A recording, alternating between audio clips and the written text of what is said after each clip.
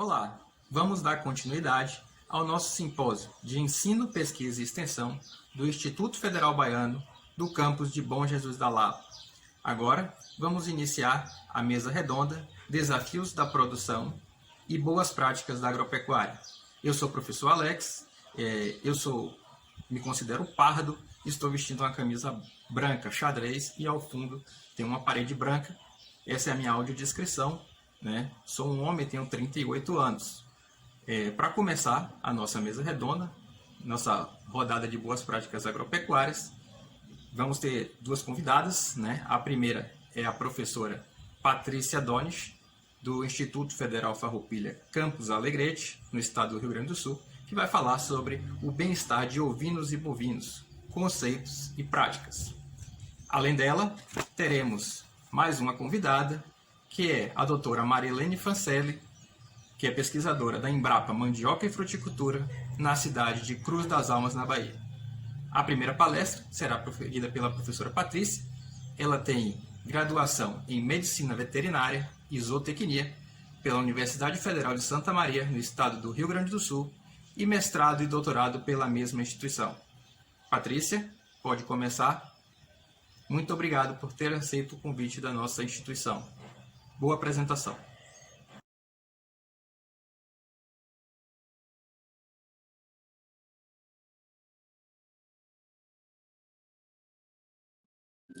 Olá, eu sou a professora Patrícia Max Donist, fui convidada para conversar com vocês a respeito do bem-estar de ovinos e bovinos, conceitos e práticas. Eu vou fazer uma breve audiodescrição. Tenho cabelos pretos, tenho a pele branca, olhos verdes, estou vestindo uma blusa verde. Ao meu fundo temos uma parede no tom de verde musgo e à minha esquerda alguns quadros contendo paisagens e bovinos. Eu gostaria, nesse primeiro momento, agradecer a comissão organizadora do CIEPEX 2020 pelo convite e trabalhar esse tema que me encanta há mais de 13 anos. Bom, antes da gente falar especificamente no bem-estar de bovinos e ovinos, falar sobre como aplicar os conceitos, né, de bem-estar animal dentro das nossas propriedades, é importante que a gente saiba o que significa ter um animal numa condição de bem-estar animal. Então, o bem-estar animal é um estado de um indivíduo em relação às suas tentativas de adaptar-se ao seu ambiente. Esse é um conceito bastante clássico de um pesquisador, o Brum, que é clássico na área de bem-estar animal. E o que eu gostaria de chamar a atenção para vocês em relação a esse conceito é de que, apesar da gente trabalhar as práticas das propriedades de uma forma geral para o grupo de animais que nós estamos trabalhando, o bem-estar animal é uma característica individual. Alguns animais, dentro do mesmo lote, no mesmo ambiente, podem não estar em boas condições de bem-estar animal, enquanto que outros podem não estar demonstrando situações de baixa adaptação àquela condição ambiental que são impostas. Bom, tentando, de uma certa forma, fazer com que nós consigamos preservar ao máximo o bem-estar animal dos animais, o Farm Animal Council, ou seja, o Conselho de Animais de Produção, ele deliberou 5 liberdades que eu coloquei aqui para vocês, sendo elas a liberdade de fome, desnutrição e sede, livre de estresse causado por calor ou desconforto físico, livre de dor, lesão e enfermidade, livre para expressar os padrões de comportamento normais e livre de medo e angústia. Então, dentro dessas 5 liberdades, né, a gente vai se basear para ter a nossa conversa de hoje. Então, procurando compreender que aspectos envolvem os ovinos e bovinos e como nós podemos adequar a qualidade de vida deles a estas 5 liberdades. Bom, primeira coisa que nós temos que entender sobre os ruminantes, tanto bovinos quanto ovinos, é que eles são animais gregários. O que significa isso? Que eles gostam de viver em grupo. Essa foi uma forma de sobrevivência dos seus antepassados ao ambiente onde eles estavam e aos predadores, porque eles sempre foram presas. Então, eles procuraram sempre estar em grupos. Esse grupo possui uma hierarquia e uma organização.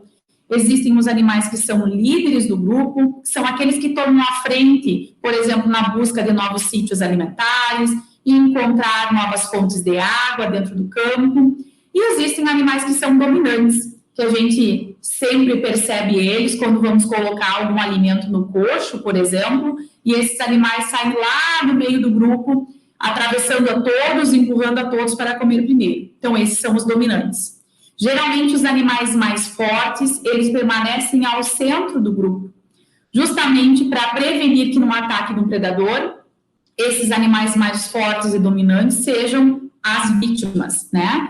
E que, então, possa haver a preservação da espécie. Diante disso, nós podemos fazer a nossa primeira aplicabilidade nos manejos que nós vamos fazer nas propriedades. Quando nós tivermos que fazer alguma parte de um animal, preferencialmente que a gente aparte esse animal em um pequeno grupo, né? Fazer um subgrupo, por exemplo, se não temos condições de levar todo o lote para o centro de manejo. Isso faz com que o animal se sinta mais seguro, porque a tendência de quando nós fizermos partes individuais é de que ele tente retornar ao seu grupo para se sentir mais seguro. Além disso, para que a gente possa compreender como esses animais reagem às situações de estresse que lhes são colocados e procuram se adaptar a essas situações, nós temos que também compreender como eles sentem nesses espaços em que eles estão colocados. Então, os animais, eles possuem algumas características, como espaço individual, zona de fuga e ponto de equilíbrio, que são bastante importantes para que a gente conheça como manejar. Então, os animais possuem um espaço individual, que é um círculo imaginário, digamos assim, ao redor desse indivíduo, onde ele permite a aproximação de outro indivíduo do seu grupo. Esse círculo pode ser maior ou menor, dependendo dos seus aspectos individuais. A zona de fuga ou a distância de fuga é a região também ao redor deste animal ou do grupo de animais também, que permite a presença do predador. É o limite máximo que esse animal ou grupo de animais aceita para a chegada de um predador ou de qualquer pessoa ou coisa que possa lhe parecer uma ameaça. Então, geralmente, os animais permanecem em alerta pela proximidade de algum predador ou de algo que lhes cause estranheza, e não conseguindo compreender se esse predador ou se essa pessoa adentrar a sua distância de fuga ou zona de fuga, a tendência desse animal é ou atacar ou fugir.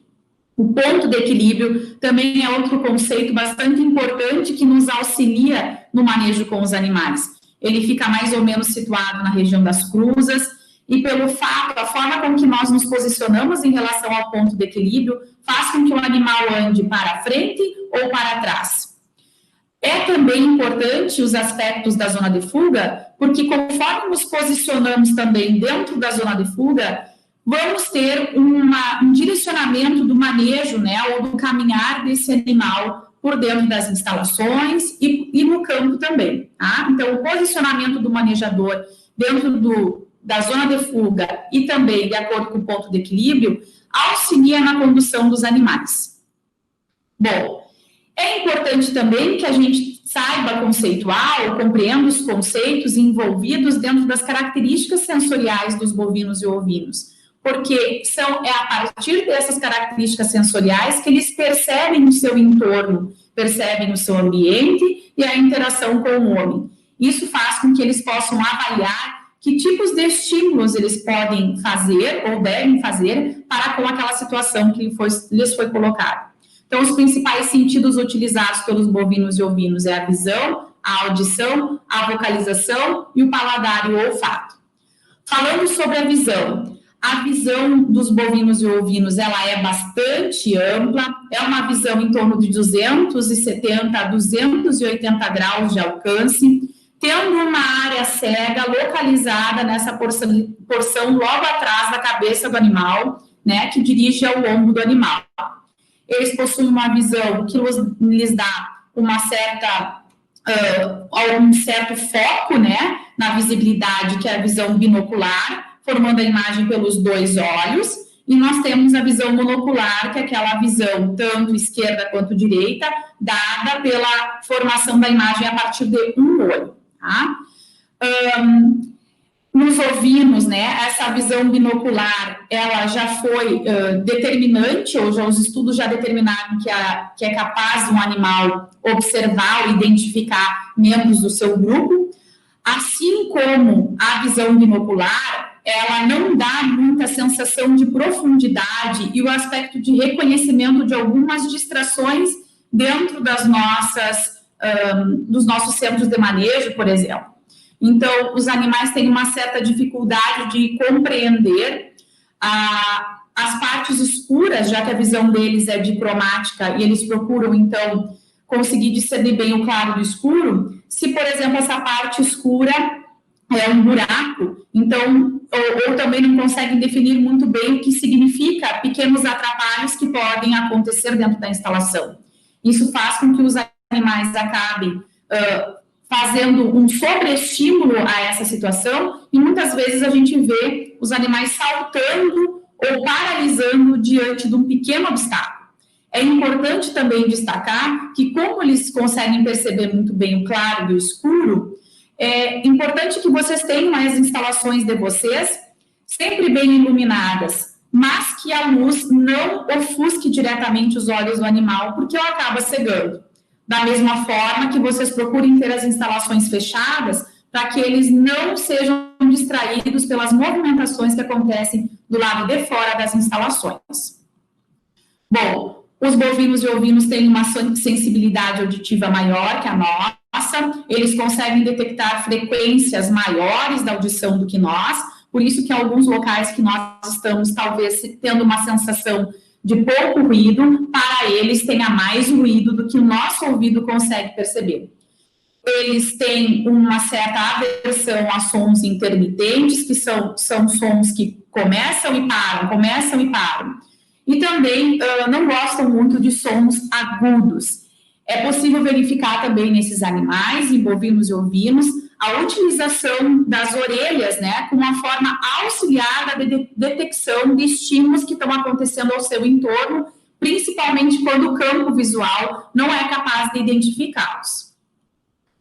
Também, quanto à questão de vocalização, é outra característica sensorial bastante importante nos bovinos e ovinos, que geralmente são utilizados em situações sociais, como, por exemplo, a aproximação materna, nas questões reprodutivas, porém, os animais vocalizam bastante quando se sentem em situações de estresse. Essa é uma comunicação para alertar o grupo da presença do predador ou da presença de algum ambiente que lhes cause desconforto ou medo. Por isso que quando nós estamos manejando, quando há um excesso de vocalização no grupo, né, é sinal de que esse grupo está se sentindo numa pressão muito grande de manejo. A gente também percebe, além da vocalização, nesses momentos onde há uma pressão muito grande, que os animais procuram ficar cabeça com cabeça, né? Fazendo um redemoinho, trazendo aquela sensação de união de grupo que nós já vimos lá anteriormente, justamente porque os animais são gregários. Quanto à questão do paladar e do olfato, é importante destacar que tanto bovinos quanto ovinos são bastante seletivos nos seus alimentos, e utilizam, né, do paladar para fazer a seleção. Além disso, é uma característica que difere entre os bovinos e ovinos, que é a capacidade ou a forma com que eles apreendem alimentos. Então, nos testes de comportamento sobre preferência, nós percebemos que os bovinos preferem pastejar ambientes onde há uma altura maior de pasto do que os ovinos. Isso porque a capacidade de apreensão deles é dada basicamente pela língua, né? Então, a língua faz a captação do alimento, a apreensão do alimento, enquanto que ovinos, os lábios superiores, junto com os dentes incisivos inferiores, é que auxiliam nessa apreensão do alimento. Então, a gente vai ver uma dificuldade maior dos bovinos adquirirem alimentos em situações onde o pasto está muito baixo. Da mesma forma que os ovinos e bovinos geralmente não pastejam em locais onde há defecação.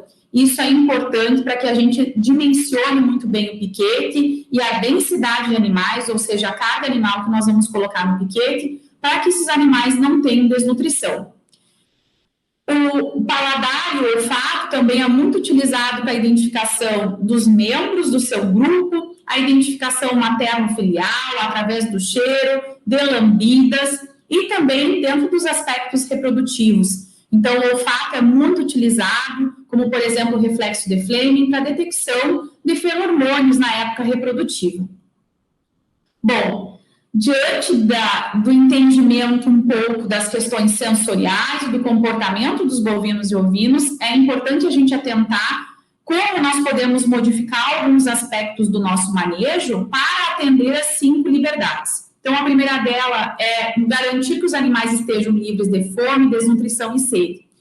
Isso significa que nós temos que nos preocupar com o manejo nutricional, desde a formulação da dieta, a forma com que esse alimento vai ser fornecido aos animais, né? Se nós temos animais muito dominantes, nós talvez temos que fazer uma parte do grupo, principalmente quando nós percebemos que o status nutricional de algum animal não está condizente com aquela dieta que nós realizamos.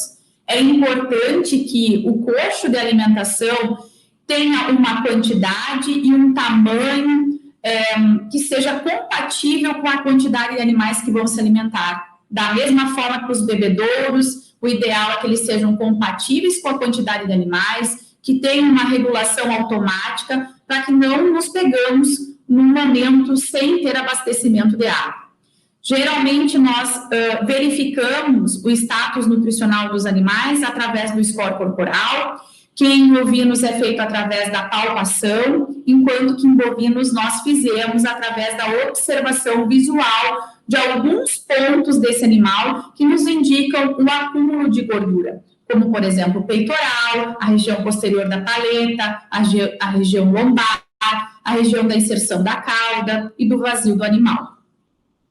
Em relação à liberdade de estresse causado por calor ou desconforto por frio, é importante, então, que nós observamos as questões de ambiência térmica das instalações, principalmente quando são instalações num sistema intensivo. Aqui eu coloquei a questão do gado leiteiro, né, que geralmente há uma maior probabilidade de trabalharmos em formato mais intensivo, e requer que a gente faça a instalação, então, de nebulizadores, de ventiladores, aspersores, que facilitem, então, o conforto térmico, a questão da orientação das instalações leste-oeste, para permitir, então, que haja um fornecimento mais homogêneo, né, da luminosidade e do calor nas instalações.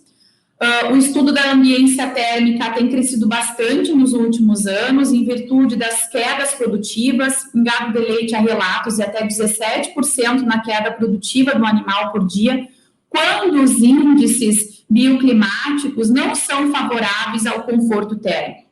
É importante destacar também, nessa questão, o desconforto físico, seja ele causado porque o ambiente não está limpo, seja ele causado porque o espaço disponível para ele dentro daquele ambiente é pequeno. E aqui eu volto a destacar que a densidade não deve ser pensada só em relação também aos aspectos de ambientes de produtivos intensivos, mas também extensivos, né? Para que a gente não acabe diminuindo, por exemplo, a questão nutricional, tá? Em relação à liberdade de dor, lesão e enfermidade, é importante que as propriedades realizem um calendário de vacinações, como prevenção a enfermidades, que nós utilizemos, né, os equipamentos corretos para realizar esses procedimentos, né, como a orientação do médico veterinário, que nós procuremos também utilizar, por exemplo, calendários, né, ou estratégias relacionadas aos parasitas. Aqui eu coloco uma das estratégias mais difundidas na ovinocultura, que é o método FAMACHA, bastante importante junto com o OPG, para que a gente observe, então, as questões parasitárias, né, nos pequenos ruminantes. E também tem a questão dos scores de higiene, que dentro dos trabalhos de bem-estar animal é um aspecto bastante importante levado em consideração, principalmente em gado de leite, porque ele se destaca em relação ao maior problema, né, maior enfermidade que enfrentamos, que é a questão da mamite. Eu vou voltar a falar para vocês depois num outro aspecto. As questões também aqui no gado leiteiro, que são importantes de serem destacadas, aqueles protocolos, né, iniciais para prevenção ou observação de mastite clínica e subclínica, né, como o teste do caneco do fundo preto, o próprio teste do CMT, que nos dá a ideia, então, de se esse animal tem uma mastite subclínica, clínica. Isso nos faz modificar os manejos que a gente pode realizar, né, nos animais, mudando, por exemplo, a ordem de ordenha. Aqui eu coloco outra questão bastante importante, que é preventiva ou de detecção de dor dos animais, que são os scores em relação à claudicação, né, que nos dão uma ideia, por exemplo, de problemas de casco e também de acidose ruminal. Então, são aspectos bastante importantes que nós observamos, por exemplo, no gado de leite. E aqui eu tinha comentado com vocês, então, sobre os scores de higiene, que estão ligados ao aspecto também físico das instalações, como eu já havia comentado, mas que também nos servem como preventivo, né, de enfermidades como a transmissão de mastite ambiental. Bom, quanto à questão de livres de medo e angústia, isso diz respeito bastante à forma com que nós manejamos os animais, né? Porque nós podemos gerar medo e angústia de acordo com os nossos manejos. Então, procurar sempre realizar o manejo gentil. Eu procurei colocar aqui o aspecto uso da bandeira, né, ou da bandeirinha para a locomoção dos animais, seja a campo ou dentro de instalações. Evitar o uso, por exemplo, do bastão elétrico. E quando esse bastão for utilizado, que seja respeitando as normas de uso, que tenha de 40 a 60 volts, no máximo 2 segundos, e que não atinja regiões sensíveis do animal, como o focinho, olho, a orelha, a região anal. Também nós podemos destacar aqui no caso do ovino e do bovino também, o uso dos cães para o manejo. Então, preferencialmente que esses cães sejam treinados, né? Aqui eu destaco, por exemplo, a raça maremano, que é muito utilizada aqui na região sul, né? Como um animal que fica junto com as ovelhas no campo, principalmente quando esses animais não posam em instalações fechadas, como um formato de guardião desses animais para que não haja predação. E destaco aqui o uso do Border Collie, que também é um animal extremamente utilizado no treinamento para condução de animais, né, do campo para instalações, por exemplo. Então, não há problema que nós utilizemos os cães, né, desde que eles sejam treinados e saibam o que estão fazendo, tá? Aquele cão que morde, que late e que trabalha dentro do campo ou no centro de manejo, esse preferencialmente não utilizar, porque certamente ele vai trazer medo e angústia ao lote de animais que ele estiver conduzindo. Quanto à questão de equipamentos de manejo, eu destaco, então, o uso correto de equipamentos, por exemplo, o uso de seringas, de currais ou de bretes que permitam uma boa contenção. Quando a gente vai fazer a aplicação de medicamentos, que a gente observe também o uso correto das agulhas, se é intramuscular que nós utilizemos uma agulha compatível com o calibre para isso, se é subcutâneo também, né, para que a gente não acabe tendo que fazer ajustes no nosso manejo aqui, para não machucar o animal e acabarmos gerando medo e angústia. Da mesma forma, quando a gente for fazer algum casqueamento, esquila, no caso de ovelhas lanadas, no caso de bovinos também cascamento, que a gente utilize, né, equipamentos que gerem conforto e tranquilidade e segurança para um manejador e para o animal também. Gostaria de destacar aqui também os currais anti-estresse, né, que são, então, currais geralmente desenhados num formato circular ou curvilíneo. Isso se traz ao aspecto do animal, então, ter a impressão de que ele está retornando ao seu grupo de origem. Então, ele, na verdade, ele vai avançando pela instalação com a sensação de que ele está retornando. Isso gera segurança e nos facilita porque há uma fluidez maior no caminhar do animal pela instalação. Observem também que essa instalação tem as paredes em formato sólido, né, sem espaços para que não hajam as distrações. E eu coloco aqui alguns bretes, como, por exemplo, bretes hidráulicos, que reduzem bastante o barulho no manejo da instalação, que dão bastante segurança, né? E que são situações de modernidade e que nos auxiliam a garantir, então, condições melhores de bem-estar animal. Bom, por último, a liberdade para expressar os padrões de comportamento normal. E esses padrões de comportamento normal, eles só vão ser expressados pelos animais, e agora a gente conheceu muitos padrões de comportamento dos bovinos e ovinos, quando eles se sentem emocionalmente bem, fisiologicamente bem. Então, isso lhes traz uma ideia de vida normal e segura, e esse tripé aqui, então, faz com que a gente possa observar no campo e nas instalações intensivas animais que demonstrem comportamentos normais. Toda vez que nós observamos comportamentos anormais, como agressões, estereotipias, consumo de ingredientes que não são nutritivos para o animal, isso significa que eles estão demonstrando comportamentos anormais. Em alguns dos aspectos nós estamos falhando, seja no aspecto emocional, né, ou seja, psicologicamente esses animais estão numa condição que não lhes permite se adaptar àquela situação emocional, ou fisiologicamente, né, ou seja, nós não estamos fornecendo uma alimentação adequada, uma nutrição adequada, estamos colocando esse animal em risco de alguma enfermidade, e por isso ele vem nos apresentando comportamentos que são anormais. Bom, outro aspecto que eu gostaria de destacar de forma bem rápida aqui em relação ao bem-estar animal é a seleção quanto ao temperamento. Nós sabemos que existem animais que têm um temperamento mais forte do que outros, né? O temperamento, ele é a reatividade do animal às situações novas e desafiadoras que são impostas para eles.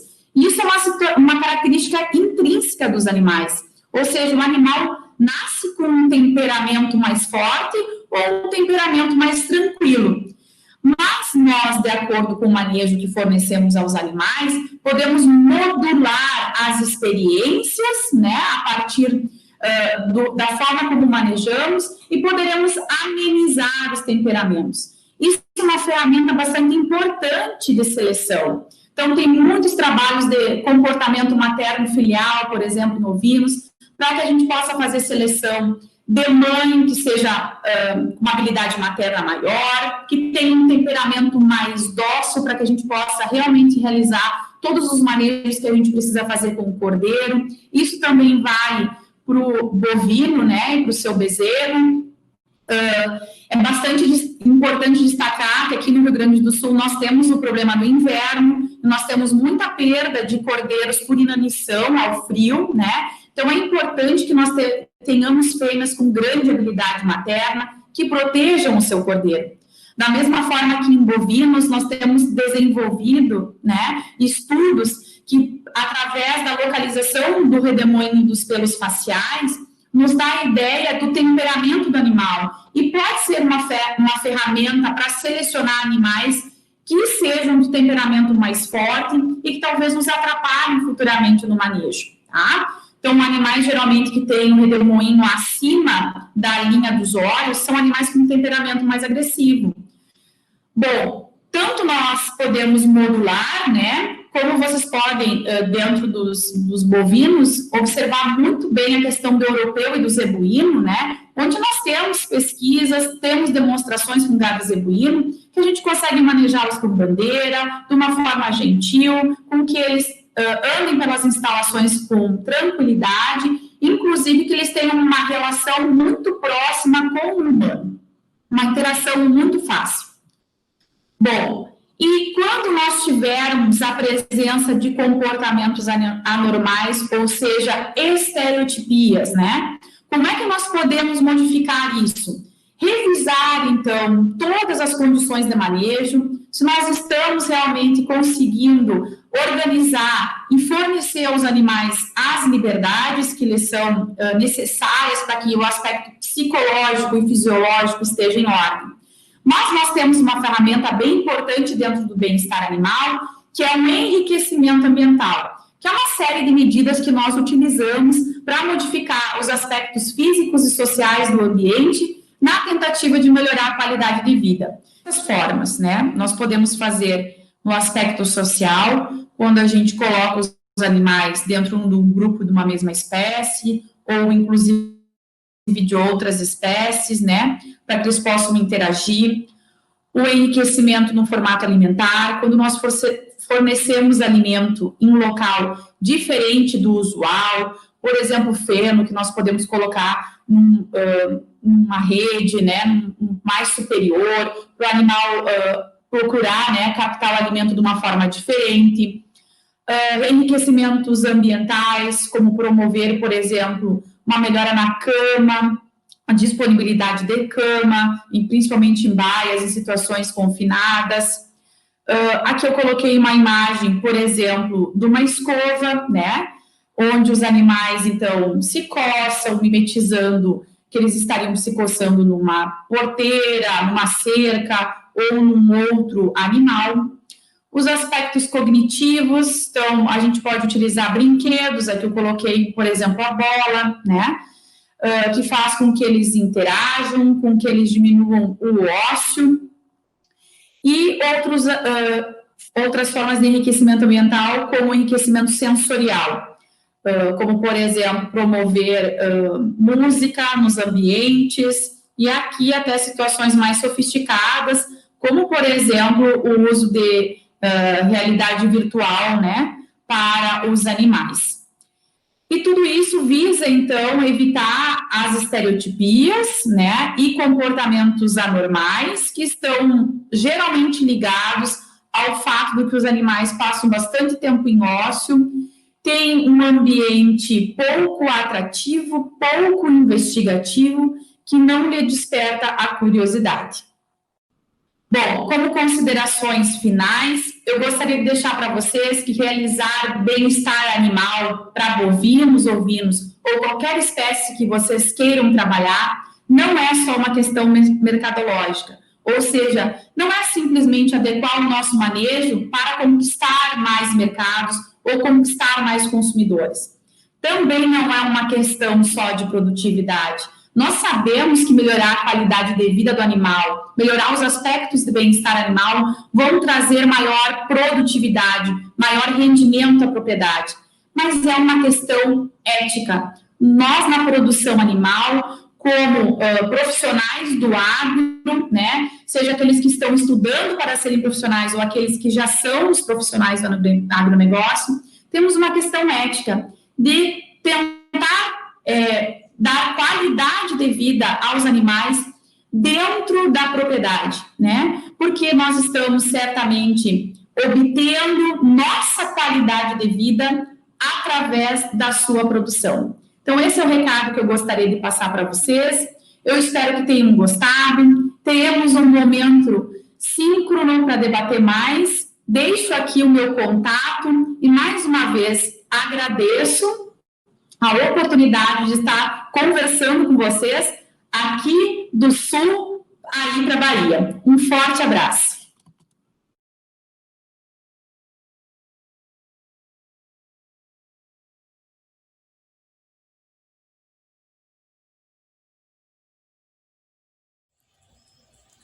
Muito obrigado, professora Patrícia Dornisch, pela sua contribuição com o nosso simpósio de ensino, pesquisa e extensão do Instituto Federal Baiano.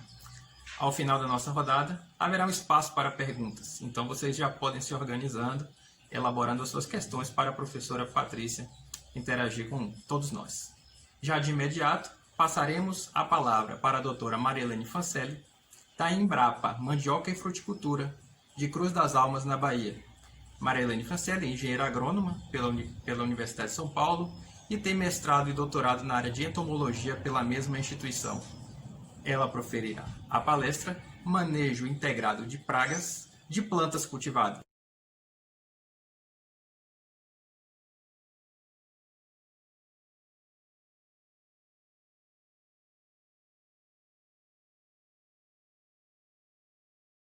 Boa tarde, eu sou Marilene Fancelli, tenho pele clara, cabelos longos, eles estão presos, eu uso óculos, estou vestindo uma blusa de cor marrom. Ao fundo tem-se uma parede de cor branca. Inicialmente, eu quero agradecer à comissão organizadora do Simpósio de Ensino, Pesquisa e Extensão do IF Baiano, campus de Bom Jesus da Lapa, pelo honroso convite de proferir essa palestra. Também quero parabenizá-los pela realização deste evento. O título de minha apresentação é Manejo Integrado de Pragas e de Plantas Cultivadas, e esse termo pragas pode ser utilizado no sentido amplo da palavra. Farei uma breve introdução, abordarei os conceitos do manejo integrado de pragas, níveis populacionais, monitoramento e métodos de amostragem, táticas de controle e as considerações finais. O tema manejo integrado de pragas, como faz parte da fitossanidade, está perfeitamente alinhada com os Objetivos de Desenvolvimento Sustentável. Se vocês tiverem interesse, recomendo a leitura deste artigo sobre os desafios e contribuição da sanidade vegetal para o desenvolvimento sustentável, em que o autor, que é atualmente o chefe de pesquisa da Embrapa Mandioca e Fruticultura, ele relaciona as pesquisas desenvolvidas pela nossa instituição com pelo menos 4 desses objetivos de desenvolvimento sustentável, ou seja, fome zero, consumo e produção responsáveis, combate às alterações climáticas e vida sobre a terra. Antes de passar para os conceitos de manejo integrado de pragas, é importante que nós caracterizemos uma praga. Esse conceito é chamado antropocêntrico, porque ele foi formulado de acordo com os interesses do homem, assim não tem nenhum valor ecológico, simplesmente se fundamenta na competição em caráter econômico entre os homens, que estão de um lado da balança, e no outro lado estão os insetos ou as pragas, no sentido amplo. E ela se fundamenta também com base nesses dois conceitos-chave, que é o nível populacional e os prejuízos. Assim, é interessante que nós saibamos que uma praga considerada chave é aquela que ocorre frequentemente na plantação, causando danos significativos e requerendo a adoção de medidas de controle. Ao contrário, pragas secundárias são aquelas que eventualmente requerem atenção e assim o controle por parte do agricultor. Para se ter uma ideia dos prejuízos causados por pragas, trago aqui 2 exemplos, um em nível mundial e outro no Brasil. Sabe-se que as perdas anuais causadas por artrópodes comprometem 18 a 26% da produção mundial e os prejuízos são da ordem de 470 bilhões de dólares. Já em relação ao Brasil, os prejuízos causados por insetos chegam a 7,7%, causando perdas de cerca de 15 bilhões de dólares por ano. Então, quem vence essa guerra? A praga ou a humanidade? Isso vai depender das armas que nós temos à nossa disposição. E aqui estou propondo o MIP, ou seja, o Manejo Integrado de Pragas, como a nossa arma para combater essa praga. É interessante que qualquer intervenção humana, nós tenhamos consciência de que existem fatores abióticos e bióticos que interferem na população da praga e por isso devem ser levados em consideração quando se escolhe uma determinada estratégia de controle dessa praga. Por exemplo, a dependência dos inseticidas para controle químico gera determinados efeitos colaterais, como desequilíbrio biológico pela morte de inimigos naturais, ressurgência da praga ou aparecimento de novas pragas, desenvolvimento de populações resistentes a inseticidas, risco de presença de resíduos no alimento, água e solo e efeitos prejudiciais aos insetos polinizadores, entre eles as abelhas, e também à saúde do homem. Assim, o MIP surge como uma resposta científica aos problemas gerados pelo uso inadequado de agrotóxicos na agricultura. Nesta importante revisão sobre o manejo integrado de pragas, o Dr. Marcus Kogan estabelece que o manejo integrado de pragas, o MIP, ele não é novo, ele já conta com mais de 50 anos e no início ele foi formulado como uma forma de integrar o controle biológico com o químico. Há mais de 67 definições sobre o manejo integrado de pragas, entretanto, em todas elas, o termo comum que se repete é tomada de decisão. Assim, definindo cada palavra do manejo integrado de pragas, nós temos pragas, como já vimos, são os organismos conflitantes com o interesse do homem. O manejo é o conjunto de medidas baseadas em princípios ecológicos, considerações econômicas e sociais para a tomada de decisão sobre o controle. E nada disso funciona se não houver esse termo integrado, que se trata do uso harmonioso de diferentes métodos para o controle de uma determinada espécie de organismo. O desenvolvimento de um programa de manejo integrado de pragas é similar às etapas da construção de uma casa. Em primeiro lugar, temos que ter os alicerces bem fundados. Assim é também em relação ao MIP. Conhecimentos acerca da taxonomia, biologia e ecologia da praga são fundamentais para o MIP, assim como a determinação dos métodos de monitoramento e estabelecimento de níveis de controle. A condição do ambiente que favorece ou desfavorece a determinada praga também é um conhecimento muito importante que se deve levar em conta para o manejo integrado de pragas.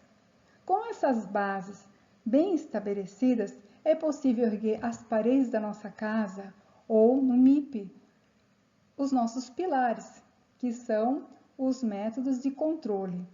Entre eles, tem-se controle legislativo, que é por meio de ações governamentais de controle da praga, controle cultural, pela adoção de práticas de cultivo que desfavoreçam a praga ou então favoreçam os seus inimigos naturais, controle biológico, pela utilização de inimigos naturais da praga, controle comportamental, pela utilização de substâncias químicas, compostos que atuam no comportamento da praga, controle genético, pela manipulação genética da praga, controle varietal, determinado pela utilização de variedades resistentes à praga, e o controle químico, pela utilização de inseticidas.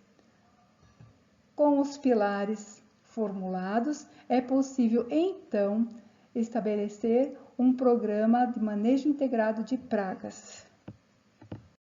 De forma prática, o MIP pode ser definido como conjunto de medidas que visa manter as pragas abaixo do nível de dano econômico, isso considerando os critérios ecológicos, sociais e econômicos. Mas o que é o NDE, ou nível de dano econômico? É a densidade populacional da praga na qual os prejuízos se equivalem ao custo do controle. Então, é necessário que nós controlemos as pragas antes que ela alcance o nível de dano econômico.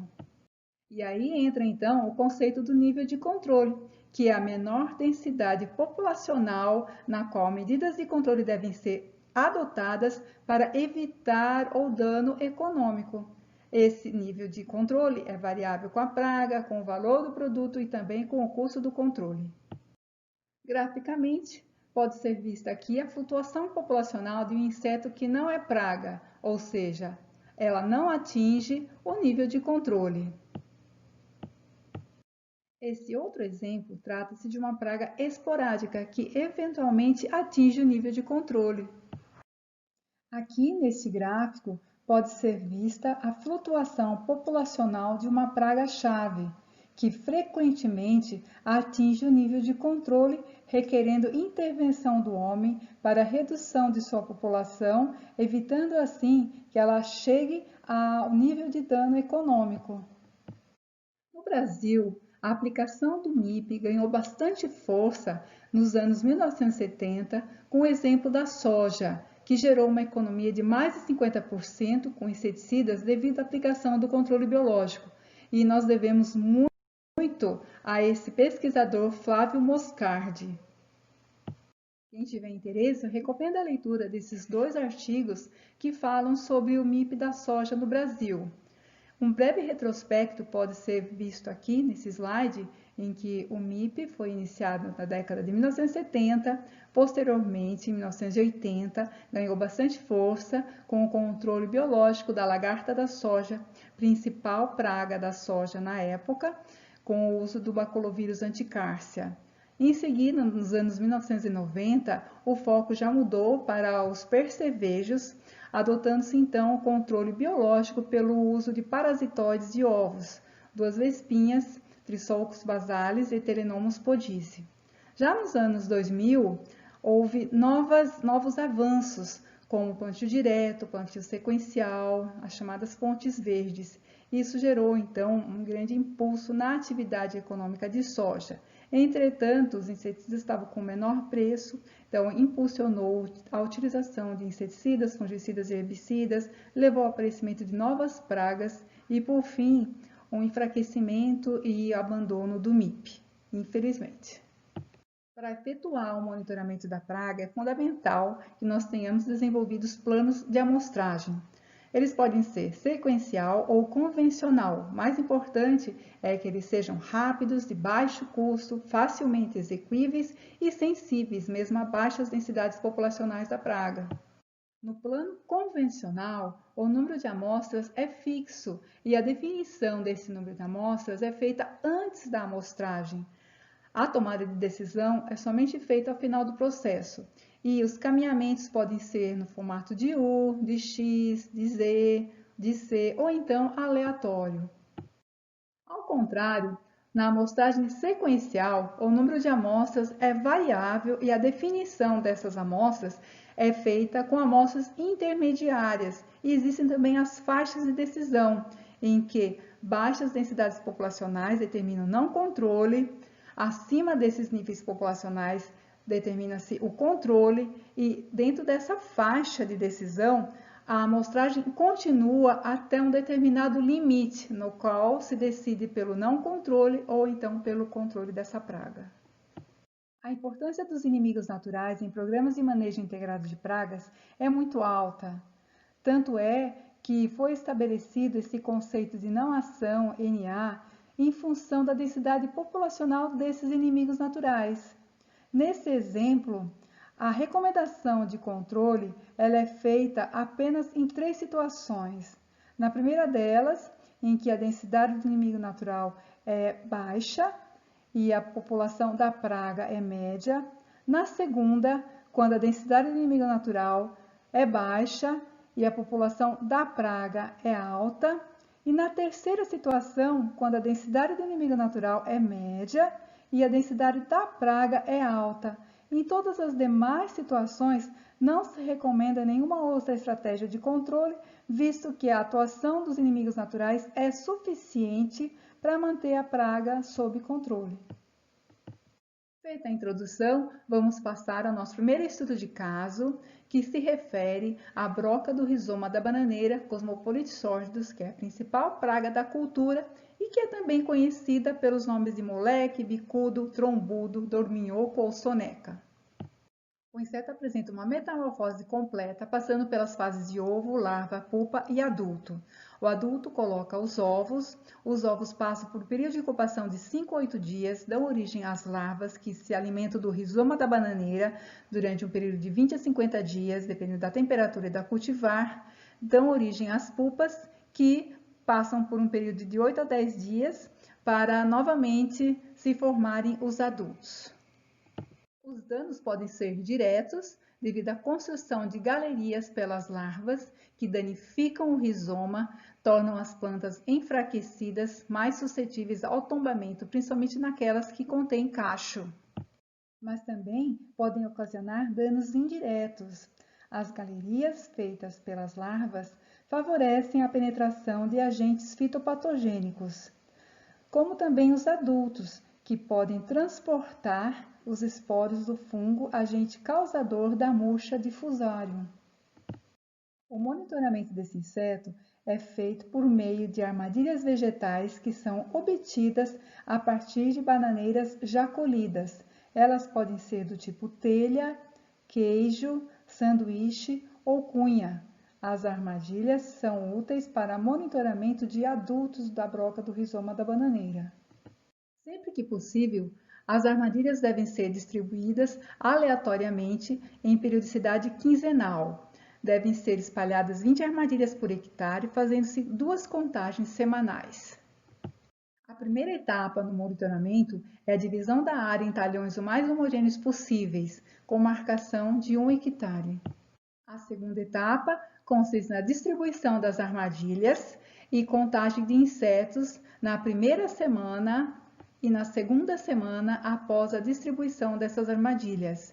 É interessante que quando se usem armadilhas que contêm rizoma, que elas sejam destruídas para evitar a multiplicação da praga. A terceira etapa é a tomada de decisão em relação ao nível de controle, que para essa espécie é de 2 insetos por armadilha, ou seja, quando a população está acima do nível de controle, deve ser efetuado o controle da praga. É muito importante observar que o manejo sustentável da broca do rizoma depende de maneira bastante intrínseca das boas práticas agrícolas adotadas desde o plantio até a colheita. O primeiro cuidado que se estabelece para o plantio da bananeira é a utilização de mudas sadias, que tem como objetivos evitar a entrada da praga e também minimizar ao máximo os prejuízos ao produtor. Lembrando que a utilização de mudas infestadas pode levar a 100% de perdas. Dessa forma, é recomendado o uso de mudas sadias, de preferência obtidas de biofábricas. O segundo método de controle é a resistência de plantas a insetos, que tem como objetivos reduzir os danos causados pela praga e reunir numa só planta as características desejáveis, ou seja, o pacote completo. Esse método é considerado ideal de controle. Por quê? Porque ele não acarreta ônus para o produtor, ou seja, quando ele adquire a semente ou a muda do vegetal, ele já está adquirindo um material já trabalhado pelo melhoramento genético. Além de tudo, ele conta com um bônus, que é a soma das características favoráveis que os melhoristas colocaram nesse genótipo melhorado. Entretanto, existe uma limitação ao seu uso, que é a questão da preferência do consumidor. Em determinadas condições, o produtor simplesmente não pode substituir uma variedade suscetível por outra resistente em função dessa característica de preferência do consumidor. O terceiro método de controle é o controle comportamental, que tem como objetivos redução populacional e o efeito no comportamento do inseto. Já existe um insumo para aplicação no controle comportamental da broca do rizoma da bananeira. Esse insumo é um feromônio sintético que na natureza é produzido pelos machos e tem efeito de agregação sobre machos e fêmeas. Quando utilizado em condições de campo, recomenda-se a utilização de 3 armadilhas por hectare, sendo que essas armadilhas têm uma duração de 30 dias. À esquerda tem-se a representação da forma como é comercializado esse produto e à direita os modos como ele pode ser utilizado. Acima, em armadilhas do tipo poço e embaixo, à direita, armadilhas do tipo rampa. O quarto tipo de controle é o cultural, que tem como objetivos a redução dos danos, redução da população da praga e conservação de inimigos naturais. Como exemplo, pode ser citado o manejo dos resíduos após a colheita da banana. Em que consiste esse manejo dos resíduos? Consiste em se picar esses restos de pseudocaule em pedaços pequenos para acelerar sua decomposição. Caso contrário, nós teremos um bananal com resíduos vegetais, como na foto à esquerda, em que esse material depositado sobre o solo favorece a multiplicação da praga por se constituir em refúgio e abrigo, o que já não é visto na foto da direita, em que os resíduos foram manejados, foram picados em pedaços pequenos e foram decompostos. Nessa condição, qualquer outra estratégia de controle que se aplique, ela é muito mais eficiente. Dessa forma, até mesmo o uso das armadilhas com catação manual ou então com o uso de controle biológico também tem eficiência aumentada. O último método de controle dessa praga é o biológico, que tem como objetivos a redução populacional e a conservação de inimigos naturais. Existem diversas biofábricas que produzem insumos biológicos utilizados para o controle dessa praga. São muitos os inimigos naturais do Cosmopolites sórdidos. Entretanto, um dos agentes de controle mais conhecidos, mais estudados e com alta eficiência é o fungo entomopatogênico Beauveria baciana, que ele apresenta um alto potencial de disseminação em função do comportamento de agregação exibido pelo inseto e também pelas condições microclimáticas favoráveis que reinam no bananal. Agora vamos passar ao nosso segundo estudo de caso, que se refere ao inseto vetor da principal doença dos citros na atualidade, que é o Huang Longbing, ou Greening, ou HLB.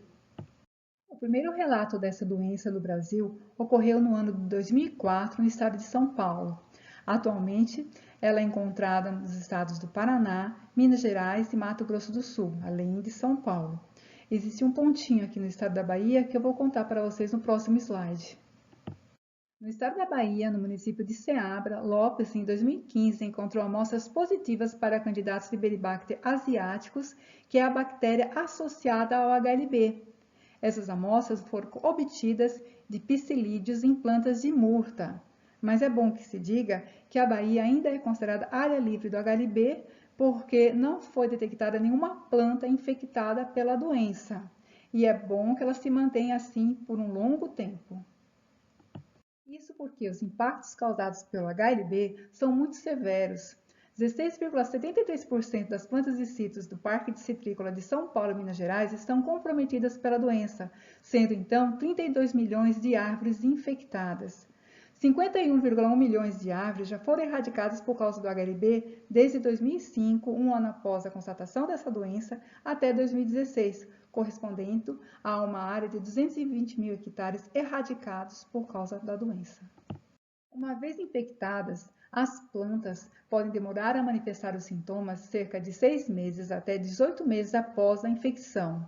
Os sintomas iniciais são devido ao amadurecimento ou mosqueado das folhas, com morte de ponteiros, presença de frutos deformados e sementes abortadas. Esses frutos são imprestáveis para o consumo.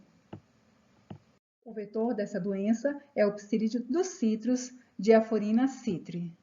O inseto passa por uma metamorfose incompleta, as fases de ovo, ninfa e adulto, sendo o período de incubação de 3 a 8 dias, as ninfas se desenvolvem num período de 12 a 35 dias e o adulto tem uma longevidade de 3 a 4 meses. Ninfas e adultos sugam a seiva do floema das plantas. As brotações desempenham um papel fundamental no crescimento populacional do psilídeo dos citros, pois os adultos são dependentes da presença de brotações para a oviposição. Para manejo do HLB, é fundamental o monitoramento do inseto vetor, que é feito pela distribuição de armadilhas adesivas amarelas, preferencialmente nas bordas dos pomares. O controle propriamente dito é feito pela utilização de mudas sadias, obtidas de viveiros protegidos, mediante inspeção para verificação de plantas sintomáticas para a posterior erradicação e o controle propriamente dito do vetor. O manejo do HLB se estabelece por meio do tripé, uso de mudas sadias, erradicação de plantas doentes e controle do vetor. O controle é feito principalmente pelo uso de inseticidas, sendo em alguns casos utilizadas 52 pulverizações por ano.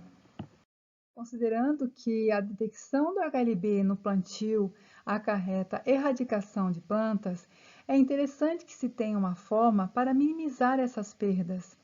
Isso pode ser propiciado pelo controle cultural mediante adensamento de plantio. Com isso, pode ocorrer uma redução do espaçamento de 6 por 3 metros para 4 por 1 metro, aumentando-se a densidade de plantas de 550 para 2.500 plantas por hectare. Isso é propiciado pelo uso de porta-enxertos anamicantes gerados pelo Programa de Melhoramento Genético de Citros.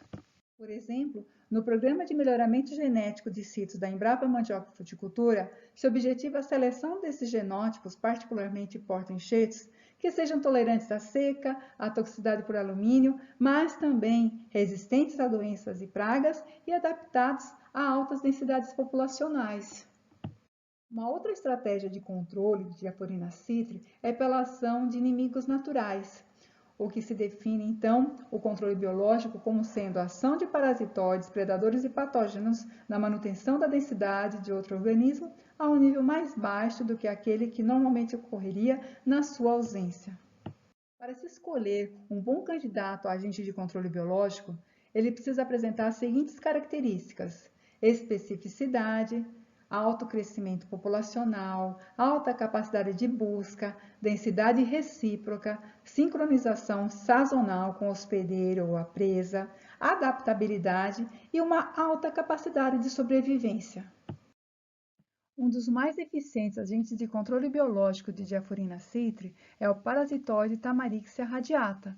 Ele parasita ninfas de quarto e quinto ístares.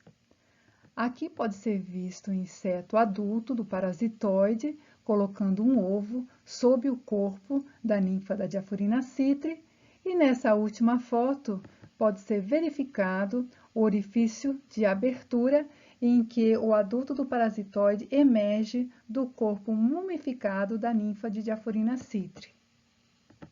A próxima estratégia é o controle comportamental, que se baseia no mecanismo de seleção hospedeira da espécie, que se fundamenta na utilização de estímulos visuais, de contato, fatores de alimentação, mas principalmente dos odores da planta.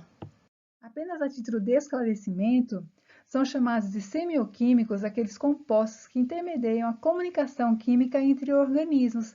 Eles podem ser feromônios ou aleloquímicos.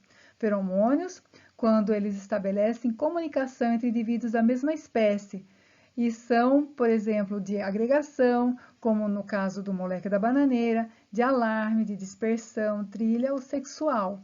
Já os aleloquímicos, eles fazem a comunicação entre indivíduos de espécies diferentes. Eles podem ser alomônios, cairomônios ou sinomônios.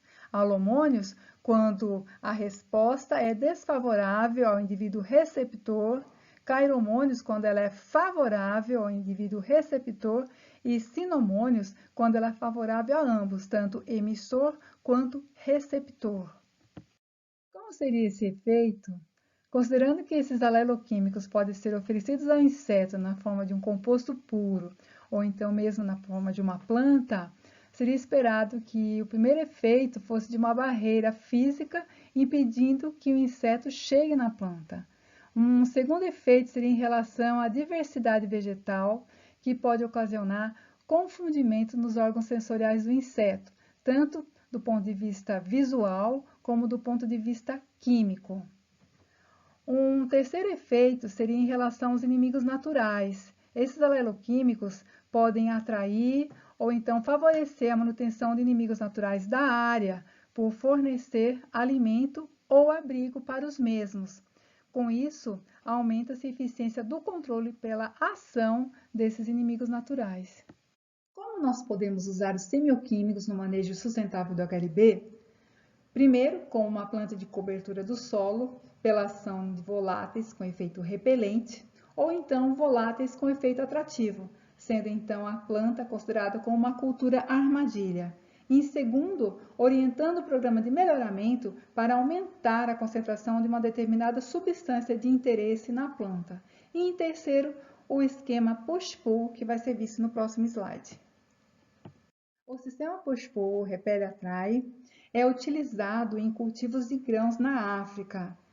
Ele se baseia na proteção do cultivo principal, que aqui no caso é milho, pela utilização de uma planta colocada na bordadura que atrai a praga, impedindo que a praga chegue no cultivo principal e estimula a oviposição desse inseto. No entanto, ele dificulta a sobrevivência das larvas, das formas jovens do inseto, diminuindo então a multiplicação e a população dessa praga.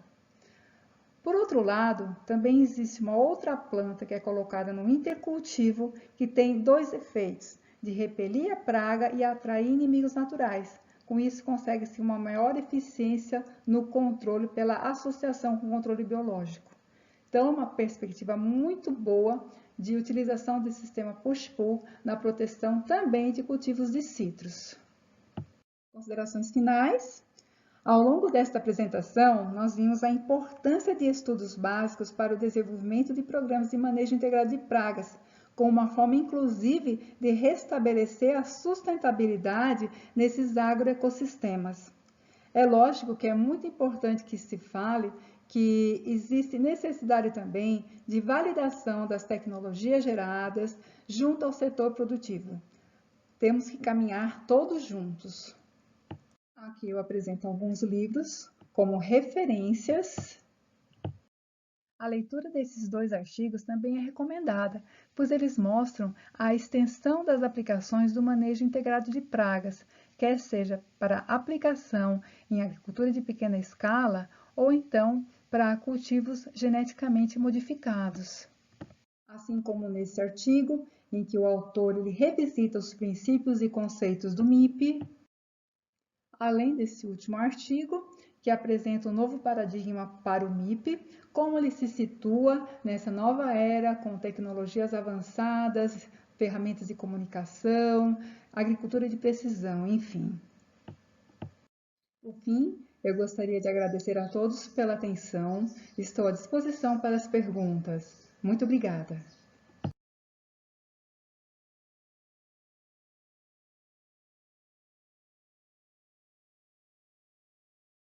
Muito obrigado pela explanação, doutora Marilene Francelli, da Embrapa Mandioca e Fruticultura.